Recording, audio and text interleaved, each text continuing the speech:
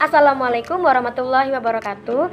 Halo semuanya, saya Arinza Yuliani dengan NIM 860300615, mahasiswa program studi Pendidikan Guru Sekolah Dasar Fakultas Keguruan dan Ilmu Pendidikan, Universitas Terbuka Palembang. Pada video kali ini, saya akan memaparkan analisis mengenai sebuah tema yang sangat krusial di era disrupsi saat ini, yaitu pilar-pilar pendidikan dan relevansinya di era digital dalam tinjauan filsafat ilmu dan isu kontemporer. Sebelum melangkah lebih jauh, mari kita dekonstruksi terlebih dahulu apa makna dari sebuah pilar. Secara epistemologis, pilar adalah fondasi filosofis, landasan aksiologis, dan jangkar moral yang berfungsi sebagai tiang penguat utama seluruh bangunan sistem pendidikan nasional. Jika kita melacak akar historis dan filosofis bangsa Indonesia, Bapak Pendidikan kita, Ki Hajar Dewantara, telah mewariskan pilar yang sangat agung melalui trilogi kepemimpinan pendidikan. Tiga prinsip dasar ini menolak pandangan positivistik yang melihat anak sebagai kertas kosong atau tabula rasa. Sebaliknya, Ki Hajar Dewantara memandang anak sebagai benih yang sudah memiliki kodrat alam dan kodrat zamannya sendiri. Tiga pilar tersebut adalah: 1. Ing ngarso sung tulodo. Di depan, seorang pendidik harus mampu mengejawantahkan dirinya sebagai teladan hidup, baik dalam aspek intelektual maupun moralitas. 2. Ing madya mangun karso. Di tengah-tengah proses interaksi, pendidik harus mampu memosisikan diri sebagai mitra yang membangkitkan karsa, memicu kreativitas, dan membangun ruang kolaboratif. 3. Tutwuri handayani. Dari belakang, pendidik bertindak sebagai fasilitator yang memberikan dorongan moral, kebebasan yang bertanggung jawab, serta mengawal kemandirian anak untuk bertumbuh.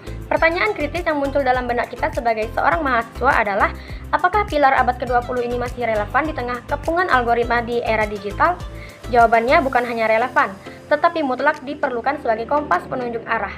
Mari kita bedah isu kontemporer ini secara analisis. Pertama, terkait pembelajaran daring. Ketika ruang kelas fisik bermigrasi ke layar gawai, prinsip ing madya mangun karso menjadi sangat relevan.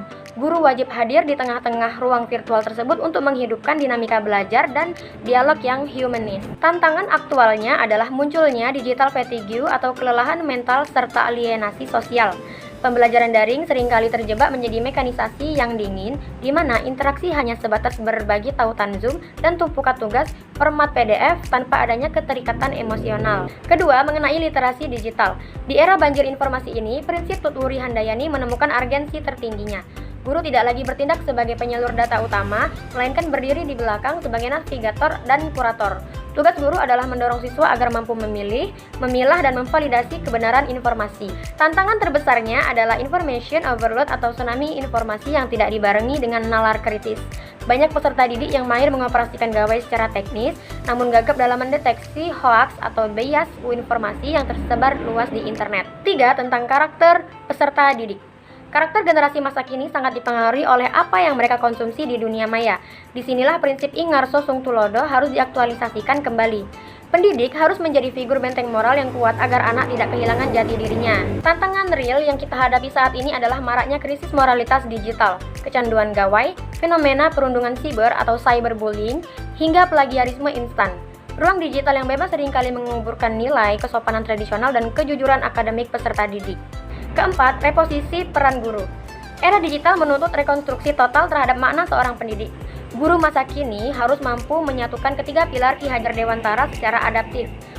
Menjadi contoh etika digital di depan, menjadi fasilitator kreatif di tengah, dan menjadi pendorong kemandirian di belakang. Tantangan terbesarnya adalah disrupsi radikal dari kecerdasan buatan AI seperti ChatGPT atau Gemini.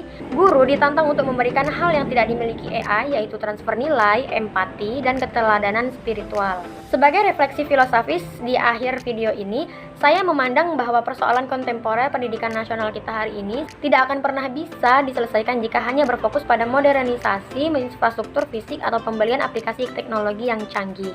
Teknologi, sepesat apapun perkembangannya, hanyalah sebuah alat atau tools. Sementara esensi dari pendidikan adalah humanisasi, yaitu upaya sadar untuk memanusiakan manusia.